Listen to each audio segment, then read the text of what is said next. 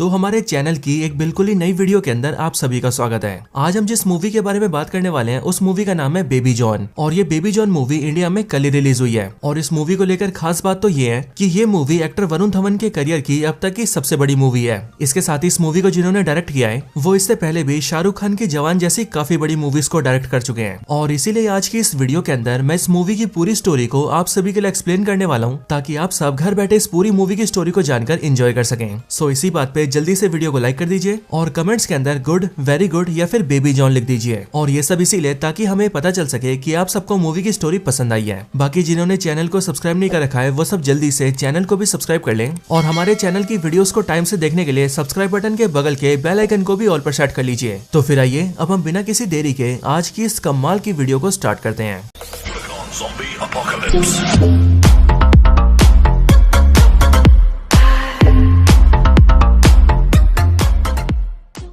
तो इस मूवी की स्टोरी को स्टार्ट करने से पहले मैं आपको बता दूं कि ये बेबी जॉन मूवी एक साउथ इंडियन मूवी का रीमेक है। और इस साउथ मूवी का नाम है थेरी, जो कि 2016 में रिलीज हुई थी। एंड इस मूवी के अंदर तलपति विजय मेन कास्ट में थे। सो इसलिए दोस्तों, अगर आप में से किसी ने भी थेरी मूवी को देखा हुआ है तो तब आपको बेबी जॉन मूवी की स्टोरी काफी जानी पहचानी लग सकती है। लेकिन हाँ, तब भी बेबी जॉन मूवी के अंदर काफी सारे चेंजेस किए गए हैं और इसीलिए मैं श्योर हूँ कि आप इस मूवी को एंजॉय तो जरूर करेंगे। इसके साथ ही जिन्होंने भी थेरी मूवी नहीं देखी हुई है उन सभी को तो इस मूवी की स्टोरी जानकर बहुत मजा आने वाला है। सो इसीलिए चलिए जल्दी से मूवी की स्टोरी को स्टार्ट किया जाए।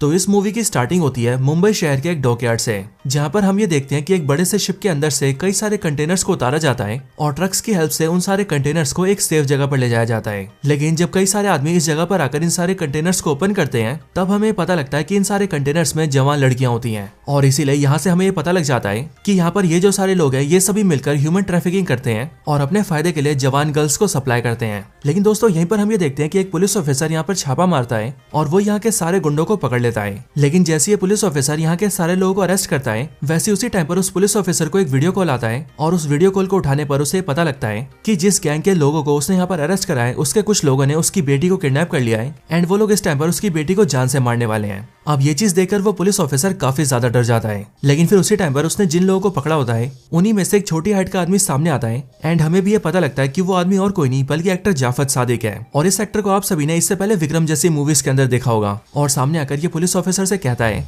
कि वो जानता नहीं है कि वो किसके आदमी है और वो लोग कितने खतरनाक है। इन सब के साथ ही जाफर यहाँ पर पुलिस ऑफिसर से ये भी बोलता है कि वो शायद ये नहीं जानता कि उन सबका बॉस कौन है। उसका बॉस बहुत ही पावरफुल और बहुत ही खतरनाक आदमी है एंड उसे सभी लोग बब्बर शेर बोलते हैं। अब ये सब बोलने के बाद ही वो सारे गुंडे वहाँ से निकल जाते हैं। लेकिन निकलते टाइम ही जाफर पुलिस ऑफिसर से पूछता है कि आखिरकार उसे हमारे बारे में बताया किसने, क्योंकि उनके हिसाब से उनके काम के बारे में बहुत ही कम लोग जानते हैं। अब जाफर की बात सुनकर पुलिस ऑफिसर उसे बताता है कि असल में उसे किसी अनजान आदमी ने एक वॉइस रिकॉर्डिंग भेजी थी। और जब वो पुलिस ऑफिसर उस रिकॉर्डिंग को प्ले करता है तब हम ये सुनते हैं कि वो आवाज असल में सलमान खान की होती है, जो कि इस पुलिस ऑफिसर को इन सारे गुंडों का ठिकाना देते हुए बताता है कि इस अनजान से लोकेशन पर लड़कियों की तस्करी चल रही है। अब दोस्तों, जाफर जैसे इस रिकॉर्डिंग को सुनता है वैसे वो अपने आदमियों से कहता है कि ये रिकॉर्डिंग वाला आदमी जो भी है उसे पकड़ना ही होगा और हम लोग 15 दिनों के अंदर उसे पकड़ के जान से मार देंगे। लेकिन अब इसके बाद ये सीन शिफ्ट होता है और हम अगले सीन में मूवी के लीड एक्टर यानी कि वरुण धवन को देखते हैं। हमें पता लगता है कि वरुण धवन इस टाइम पर केरला में रहता है। इसके साथ ही वरुण धवन का नाम जॉन है, जो कि एक बेकरी चलाता है एंड उसकी फैमिली में उसके साथ उसकी एक छोटी सी बेटी है और वरुण धवन अपनी बेटी से बहुत प्यार करता है। इसके साथ ही हम ये भी जानते हैं कि वरुण धवन और उसकी बेटी दोनों एक दूसरे को आपस में बेबी बोलते हैं। अब वरुण धवन की लाइफ उसकी बेटी के आसपास ही घूमती है, जैसे कि उसकी बेटी को स्कूल छोड़ना, स्कूल से लेकर आना, उसका होमवर्क करवाना, उसे खाना खिलाना और उसे घुमाने लेके जाना। और इन सारे कामों में वरुण धवन काफी खुश होता है। लेकिन यहाँ पर हम ये देखते हैं कि वरुण धवन काफी फट्टू इंसान होता है और इसीलिए अगर कोई दूसरा आदमी उससे ऊंची आवाज में भी बात करे तो वो उससे डरकर उससे माफी मांग लेता है। अब इसके आगे हम ये देखते हैं कि वरुण धवन यानी कि जॉन जब भी अपनी बेटी को स्कूल छोड़ने जाया करता था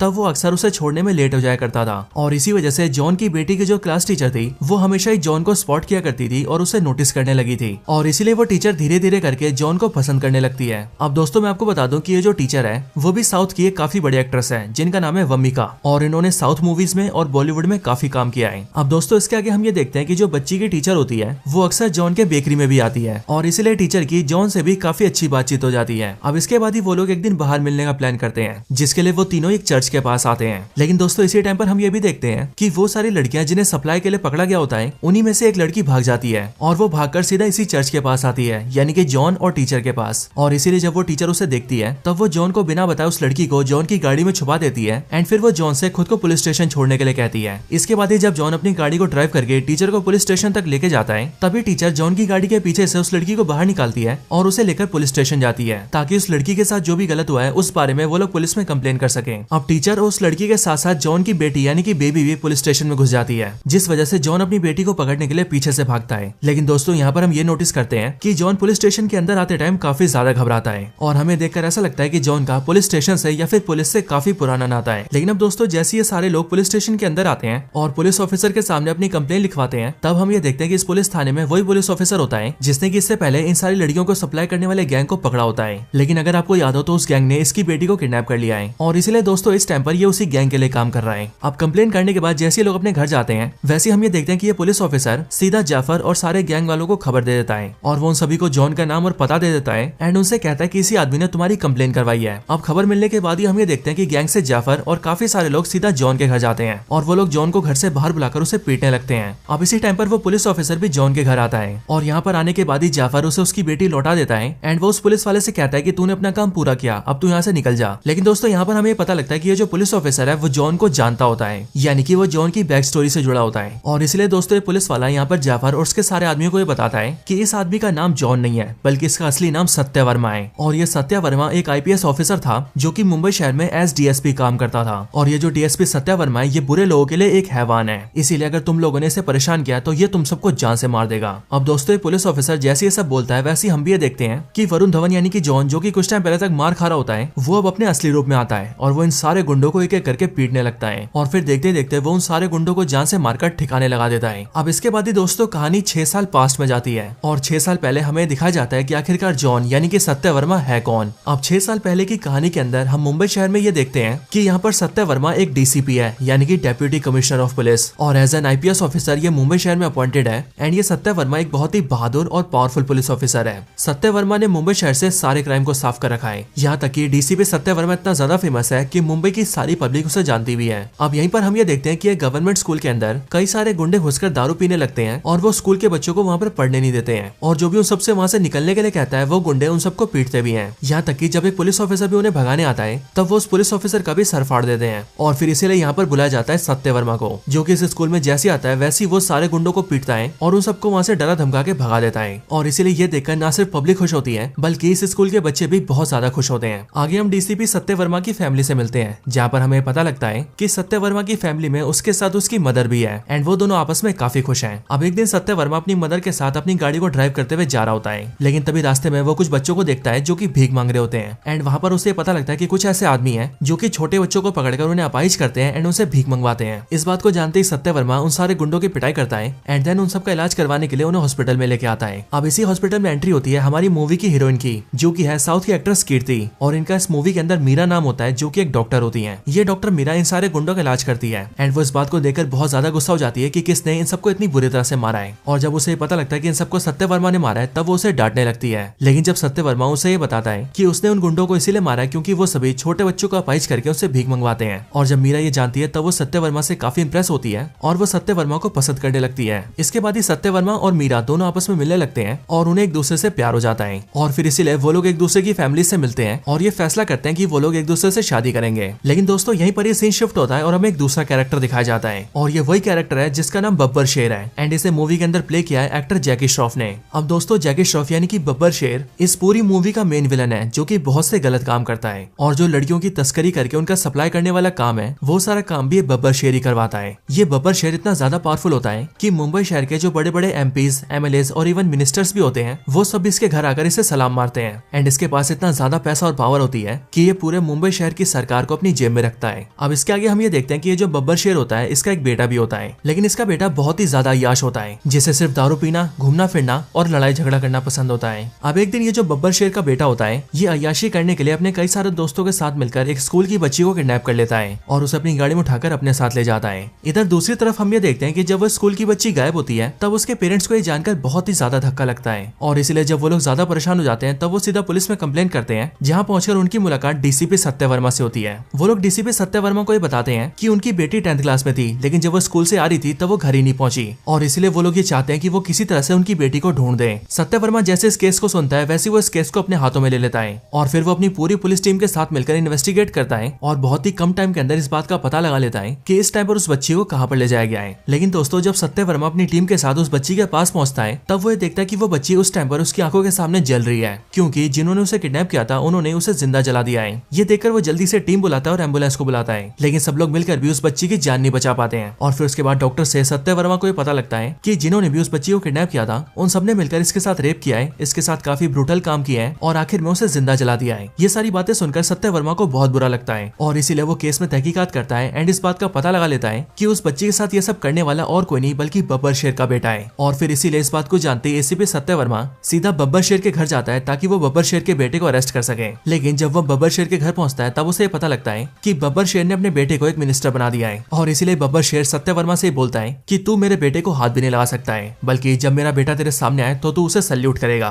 अब इस बात को सुनकर एसीपी सत्य वर्मा को काफी गुस्सा आता है, लेकिन वो बिना कुछ बोले वहां से चला जाता है। लेकिन अगले सीन में हम ये देखते हैं कि एसीपी सत्य वर्मा उसे छोड़ता नहीं है और वो बब्बर शेर के बेटे को और उसके उन सारे दोस्तों को भी पकड़ लेता है जिन सब ने मिलकर उस बच्ची के साथ ये सब किया था। एंड फिर इसके बाद एसीपी सत्य वर्मा उन सबको भी जिंदा जला के मार देता है। अब इधर बब्बर शेर को जैसे ये पता लगता है कि उसका बेटा मर चुका है वैसे वो जल्दी से अपने बेटे की लाश के पास जाता है और यहाँ पर आकर वो अपने बेटे को देखकर बहुत ज्यादा रोता है। लेकिन यहाँ क्राइम स्पॉट पर डीसीपी सत्य वर्मा बब्बर शेर से मिलता है और वो उसे बता देता है कि उसके बेटे को उसी ने जान से मारा है और फिर ये बोलकर डीसीपी सत्य वर्मा वहाँ से चला जाता है। लेकिन दोस्तों अब क्योंकि बब्बर शेर एक बहुत ही खतरनाक आदमी है इसीलिए उसे जैसे ये पता लगता है कि डीसीपी सत्य वर्मा ने उसके बेटे को मारा है वैसे ही वो भी ये ठान लेता है कि वो डीसीपी सत्य वर्मा को न सिर्फ बर्बाद करेगा बल्कि वो उसे जान से भी मारेगा। लेकिन दोस्तों दूसरी साइड सत्य वर्मा भी इस बात की तैयारी कर रहा होता है कि वो बब्बर शेर को भी उसके पापों की सजा दे और इसीलिए वो बब्बर शेर के कंप्लेंट्स की फाइल निकालता है और उसे भी अरेस्ट करवा के उसे जेल भिजवा देता है, जिसके बाद बब्बर शेर को 3 साल की सजा होती है। और वैसे तो दोस्तों बब्बर शेर इतना पावरफुल होता है कि वो बड़े आराम से जेल से बाहर आ सकता था, लेकिन तब भी वो इस बात का फैसला करता है कि अब वो 3 सालों की सजा काटेगा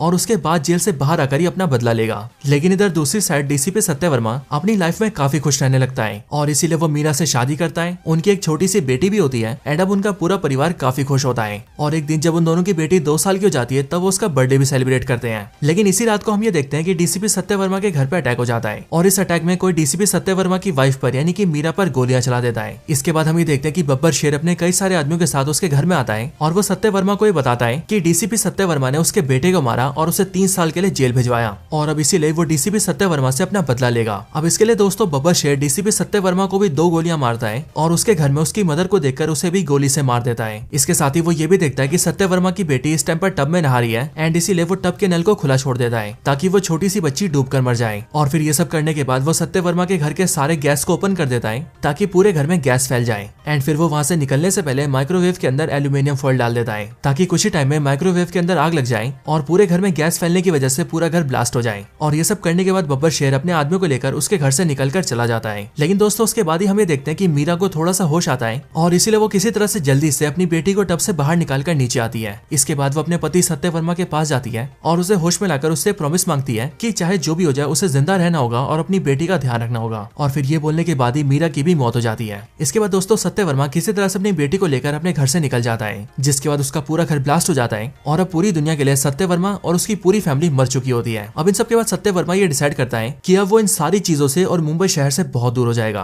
और फिर इसके लिए सत्य वर्मा सीधा केरला चला जाता है और वहां आकर अपना नाम बदलकर जॉन रख लेता है और एक बेकरी ओपन कर लेता है और फिर वो अपनी बेटी के साथ एक नई लाइफ की शुरुआत करता है। अब इसके बाद ही दोस्तों स्टोरी एंड होती है और प्रेजेंट टाइम के अंदर हम ये देखते हैं कि जहां सत्य वर्मा के घर पर बब्बर शेर के गुंडे उसे मारने आए थे वहीं पर ही उन सबसे फाइट करते हुए उसे टीचर देख लेती है, जिसके बाद टीचर भी इस कहानी को जान लेती है कि आखिरकार सत्य वर्मा कौन है और उसकी बैक स्टोरी क्या है। लेकिन दोस्तों यहीं पर इसके साथ ही हमें ये भी पता लगता है कि वो जो स्कूल टीचर होती है वो भी असलियत में कोई स्कूल टीचर नहीं होती, बल्कि वो भी असल में एक आईपीएस ऑफिसर होती है जो कि काफी सालों से एक अंडरकवर मिशन पर होती है और इसीलिए वो एक स्कूल टीचर बनकर बब्बर शेर की पूरी गैंग पर नजर रख रही होती है। अब दोस्तों इसके आगे हम ये देखते हैं कि बब्बर शेर के गुंडों को जान से मारने की वजह से बब्बर शेर को एक खबर मिल जाती है कि डीसीपी सत्य वर्मा अभी भी जिंदा है और उसने उसके आदमियों को मारा है। और फिर जैसे बब्बर शेर को ये पता लगता है कि वो जिंदा है वैसे वो ये डिसाइड करता है कि इस बार वो सत्य वर्मा और उसकी बेटी दोनों को ही खत्म कर देगा। और अब इसके लिए एक दिन जब सत्य वर्मा की बेटी स्कूल ट्रिप पर बस से जा रही होती है तब सबसे पहले बब्बर शेर उस पूरी बस को नदी में गिरवा देता है। लेकिन सही टाइम पर सत्य वर्मा बस को नदी में गिरते हुए देख लेता है एंड इसीलिए वो अपनी बेटी के साथ साथ बाकी सारे बच्चों की भी जान बचा लेता है। अपनी बेटी पर होने वाले हमले को देखकर सत्य वर्मा को बहुत बड़ा धक्का लगता है और वो ये सोचने लगता है कि आखिरकार ये हमला किसने किया होगा। लेकिन फिर उसी टाइम पर सत्य वर्मा को बब्बर शेर फोन करता है और वो उसे बताता है कि वो हमला उसी ने करवाया था और वो ये जानता है कि वो और उसकी बेटी जिंदा है एंड अब इसीलिए वो उन दोनों को खत्म कर देगा।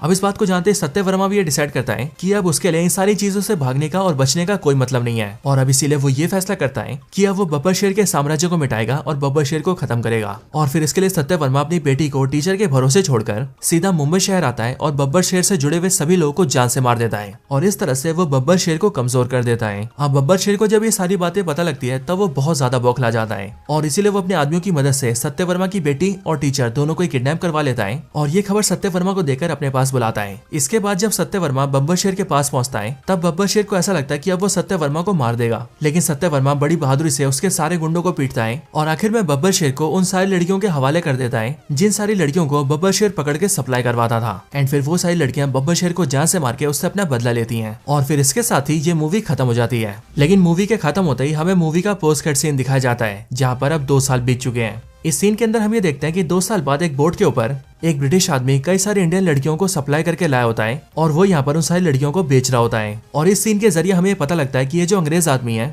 यही इन लड़कियों को सप्लाई करने वाले काम का मास्टरमाइंड है और जो बब्बर शेर था वो भी सारी लड़कियों को इसी को सप्लाई करता था। अब अगले पल इस ब्रिटिश आदमी से मिलने के लिए मुंबई शहर का कमिश्नर आता है और वो यहाँ कर इस अंग्रेज से कहता है कि हमारा जो लड़कियों को सप्लाई करने वाला काम था वो इंडिया से खत्म हो चुका है, लेकिन हमारे इस पूरे नेटवर्क को इंडिया से खत्म किया एक गैंग ने, एक ऐसी गैंग जिसका नाम है घोस्ट गैंग। लेकिन हमने इसी घोस्ट गैंग के कई सारे एजेंट्स को पकड़ लिया है और वो सब इस टाइम पर उसी शिप पर मौजूद होते हैं और फिर उन सब में से सत्य वर्मा को दिखाते हुए वो कमिश्नर बोलता है कि ये सत्य वर्मा इस पूरी घोस्ट गैंग का लीडर है, लेकिन हमने इसे भी पकड़ लिया है। लेकिन अब इसके आगे वो ही बोलता है कि असल में इस गैंग में इनके अलावा एक और आदमी है और वो इन सबसे भी खतरनाक है। और फिर इसके बाद हम ये देखते हैं कि उस आदमी की एंट्री होती है एंड इस टाइम पर उसका चेहरा काले कपड़े से ढका हुआ होता है, लेकिन वो यहाँ पर आते ही पहले तो सारे गुंडों को ढेर करता है एंड उसके बाद वो अपना मास्क हटाता है जिससे हमें पता लगता है कि वो और कोई नहीं बल्कि सलमान खान है। और यहाँ पर सलमान खान का नाम मेंशन किया जाता है जो कि होता है एजेंट भाईजान। और इसके बाद सलमान खान यानी कि एजेंट भाईजान और एजेंट सत्य वर्मा दोनों मिलकर उस मेन बंदे को यानी कि ब्रिटिश बंदे को मार देते हैं, यानी कि अब ये लड़कियों को सप्लाई करने वाला पूरा गैंग खत्म हो चुका है। लेकिन दोस्तों इन सब के बाद ही एजेंट भाईजान यानी कि सलमान खान